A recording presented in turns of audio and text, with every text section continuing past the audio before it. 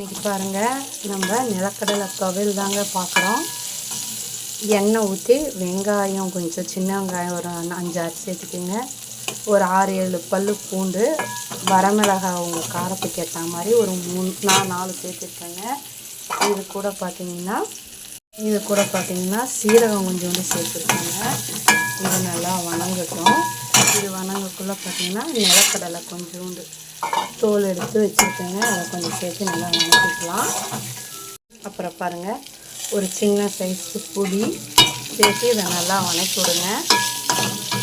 இது நல்லா வணங்கட்டுங்க.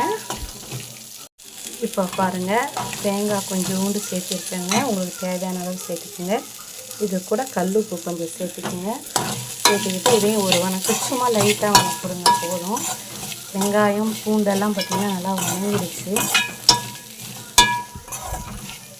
இது கூட உங்களுக்கு வேணும்னா கருவேப்பிலை தழை ஒரு 2-3 கொத்து உருவி போட்டுக்கலாங்க. இப்போ கருவேப்பிலை தழை இல்லாதனால நான் இதை மட்டும் வணக்கிக்கிட்டேங்க. இதை ஆஃப் பண்ணி ஆற வைக்கலாங்க.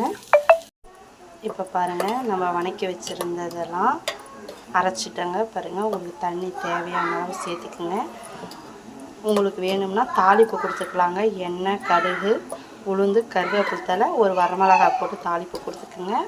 வேணான்னா இப்படியே கூட சாப்பிட்டுக்கலாங்க. எங்களுக்கு தாளிப்பு வேண்டான்னு சொல்லிவிட்டு இதை இப்படியே நாங்கள் சர்வ் பண்ணிக்கிறோங்க.